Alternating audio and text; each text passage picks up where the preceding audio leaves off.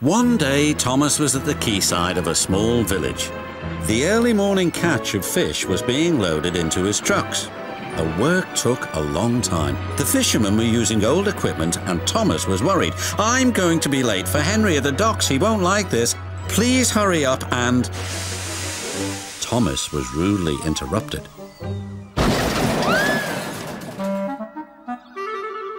His driver and fireman laughed. "Phew," sniffed Thomas, "what a pong!" He was glad when they were speeding along the beautiful coastal run. As they approached the lighthouse, they saw a man waving a red flag. "What's the matter now?" "High tides are damaging the track," reported the man. "I've marked the spot." "We'll go and inspect," said the driver.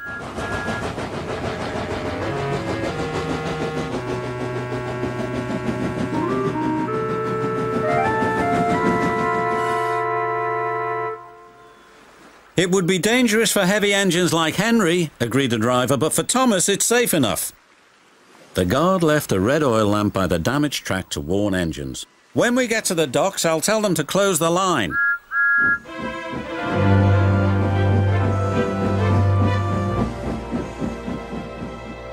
Henry was waiting anxiously for Thomas's trucks.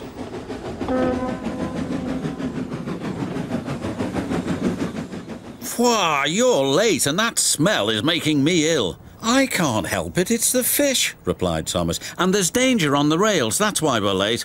"Huh, you're the only danger on the rails, Thomas. Now stop wasting time and get your trucks hitched to my train." Thomas's driver and fireman were in the yardmaster's office when they heard Henry's whistle. There he was, steaming out of the station with his long, heavy train called the Flying Kipper. "What route is Henry taking tonight?" asked the driver. "The coastal run, it's the quickest." "But I told you that's dangerous for a big engine like Henry." The yardmaster quickly phoned the signalman. Henry roared past the signal box. "I'll soon make up for lost time." The signalman was answering the telephone but couldn't hear the warning. By the time he did, Henry was far away in a cloud of steam.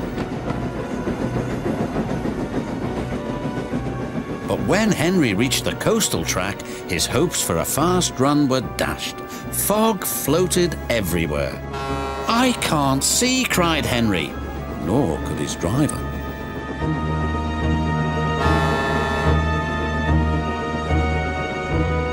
When he could, it was too late.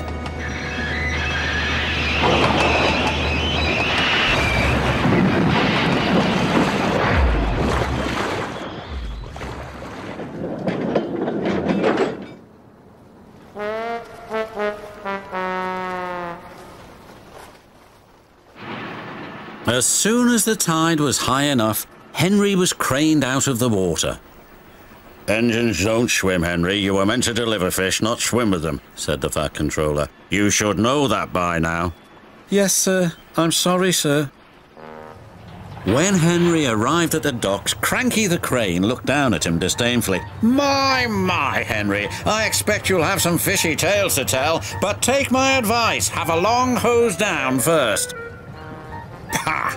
hissed Henry, but there was worse to come. "Look," said a child, "they've caught all this fish and a green whale too. It's not a whale, it's a monster." Henry was most upset. Thomas now felt sorry for Henry. "Come on, your driver says it's time for a nice hot washdown. Then you'll feel much better." And Henry did. "I'm sorry I was rude to you, Thomas." "Oh, that's all right. But can you smell something?" What? asked Henry nervously. "Fresh air." "Oh, yes," replied Henry.